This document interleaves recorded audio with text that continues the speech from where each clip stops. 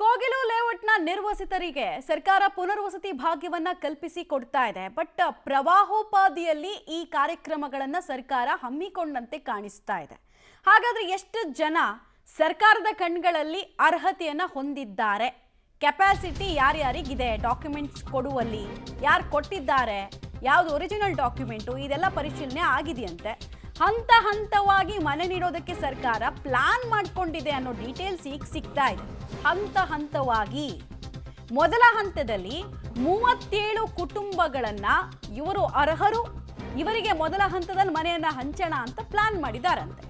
ಎರಡನೇ ಹಂತದಲ್ಲಿ ಇನ್ನಷ್ಟು ಮನೆ ನೀಡೋ ಕುರಿತಂತೆ ಚರ್ಚೆಗಳಾಗುತ್ತೆ.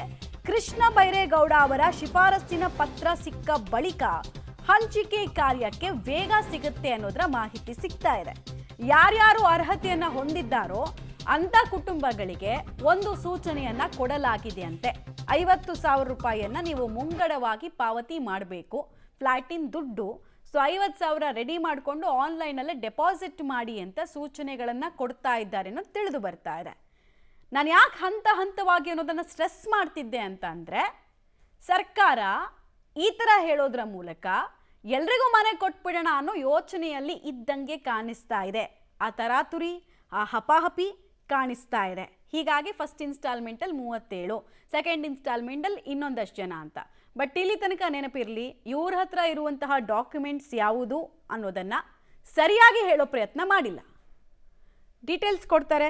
ಪವಿತ್ರ ನೇರ ಸಂಪರ್ಕದಲ್ಲಿ ಜಾಯಿನ್ ಆಗ್ತಾ ಇದ್ದಾರೆ. ಪವಿತ್ರ, ಹಂತ ಹಂತವಾಗಿ ಅನ್ನೋದನ್ನ ಹೇಳೋ ಮೂಲಕ ಸರ್ಕಾರ ಡಿಸೈಡ್ ಆಗಿದೆ, ನಾನು ಎಲ್ರಿಗೂ ಮನೆ ಕೊಡೋರೆ, ಬಟ್ ಇನ್ಸ್ಟಾಲ್ಮೆಂಟ್ ಪ್ರಕಾರ ಕೊಡ್ತೀನಿ, ಆಮೇಲೆ ಅರ್ಹತೆ ಅನ್ನೋ ಮಾನದಂಡ ನೆಪ ಇಟ್ಕೊಂಡು ಫಸ್ಟ್ 37 ಜನಕ್ಕೆ ಕೊಟ್ಟು ಸಾಗಿಸ್ತೀನಿ, ನೆಕ್ಸ್ಟ್ ಹಾಗೆ ಹಂತ ಹಂತವಾಗಿ ಎಲ್ರಿಗೂ ಕೊಡ್ತೀನಿ ಅಂತ ಡಿಸೈಡ್ ಆದಂಗೆ ಕಾಣಿಸ್ತಿದೆ.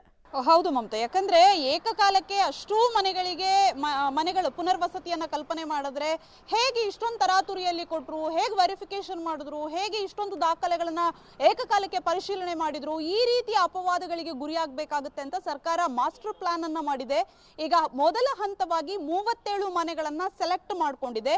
ಅದರಲ್ಲಿ ದಾಖಲೆಗಳ ಪರಿಶೀಲನೆಯನ್ನ ಮಾಡ್ತಾರೆ. ಈಗ ಅಧಿಕಾರಿಗಳು ಮಾಡ್ತಾ ಇರುವಂತದ್ದು ಅದೇನೆ. 37 ಮನೆಗಳಿಗೆ ನಿನ್ನೆ ಸಭೆ ನಡೆಸ್ತಾರೆ ಕೃಷ್ಣ ಬೈರೇಗೌಡರು ಹಾಗೂ ಜಮೀರ್ ಅವರ ನೇತೃತ್ವದಲ್ಲಿ. ಅದಕ್ಕೂ ಮುಂಚೆ ಕೃಷ್ಣ ಬೈರೇಗೌಡರು ಹೇಳಿದ್ದು ಏನು ಅಂದ್ರೆ, ಅಧಿಕಾರಿಗಳಿಗೆ ಟೈಮ್ ಬೇಡವಾ, ಓವರ್ ನೈಟ್ ಮನೆ ಕೊಡಕ್ಕಾಗುತ್ತಾ ಅಂತೆಲ್ಲ ಹೇಳಿದ್ರು.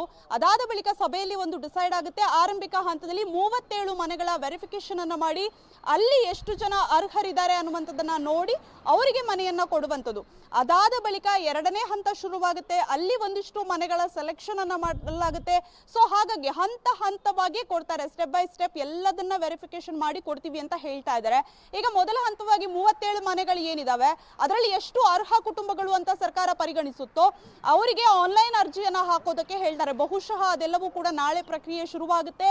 ಆನ್ಲೈನ್ ಅರ್ಜಿ ಹಾಕಿದ ತಕ್ಷಣ ಸ್ಥಳೀಯ ಶಾಸಕರು ಹಾಗೂ ಸಚಿವರು ಆಗಿರುವಂತಹ ಕೃಷ್ಣ ಬೈರೇಗೌಡರ ಸಹಿ ಇರುವಂತಹ ಪತ್ರ ಏನಿದೆ ಅದು ವಸತಿ ಇಲಾಖೆಗೆ ತಲುಪುತ್ತೆ. ಅದಾದ ಬಳಿಕ ನಾಳೆ ಒಂದೇ ದಿನದಲ್ಲಿ ಅವರಿಗೆ ಮನೆ ಹಂಚಿಕೆ, ಎಷ್ಟು ಜನರಿಗೆ ಯಾವ್ಯಾವ ಮನೆಗಳು ಹಂಚಿಕೆ ಆಗುತ್ತೆ ಏನು ಅನ್ನುವಂಥದ್ದನ್ನ ನೋಡಿಕೊಂಡು ಗುರುವಾರ ಬಹುಶಃ ಸಂಜೆ 4 ಗಂಟೆ ಅಷ್ಟೊತ್ತಿಗೆ ಎಲ್ಲವೂ ಕೂಡ ಡಿಸೈಡ್ ಆಗಿ ಅವರಿಗೆ ಮನೆ ಕೂಡ ಹ್ಯಾಂಡ್ ಓವರ್ ಆಗುವಂತಹ ಎಲ್ಲಾ ಸಾಧ್ಯತೆಗಳು ಕೂಡ ಇದೆ. ಮಮತಾ, ಧನ್ಯವಾದ ಪವಿತ್ರ. ತಮ್ಮೆಲ್ಲ ಮಾಹಿತಿಗಾಗಿ ಸರ್ಕಾರ ಡಿಸೈಡ್ ಆಗ್ಬಿಟ್ಟಿದೆ, ನಾವೆಲ್ರಿಗೂ ಮನೆಯನ್ನ ಹಂಚೋರೆ, ಸ್ವಲ್ಪ ಟೈಮ್ ತಗೊಂಡು ಎಲ್ರಿಗೂ ಕೊಡ್ತೀವಿ, ಎಲ್ಲರನ್ನು ಸಮಾಧಾನ ಮಾಡ್ತೀವಿ. ಅತ್ಲಾಗೆ ಸಮಾಜಕ್ಕೂ ಹೇಳ್ದಂಗೆ ಇರಬೇಕು, ನಾವು ಸ್ವಲ್ಪ ಡಾಕ್ಯುಮೆಂಟ್ ವೆರಿಫಿಕೇಶನ್ ಪ್ರಹಸನ ಮಾಡಿದ್ವಿ ಅಂತ ಹೇಳ್ದಂಗೂ ಇರಬೇಕು, ಈ ಕಡೆಗೆ ಇವ್ರ ಕಣ್ಣೀರನ್ನು ಕೂಡ ಒರೆಸ್ದಂಗೆ ಇರಬೇಕು. ಒಟ್ಟಿನಲ್ಲಿ ಈ ಪ್ರಹಸನ ಈ ಹಂತಕ್ಕೆ ಈಗ ಬಂದಿದೆ.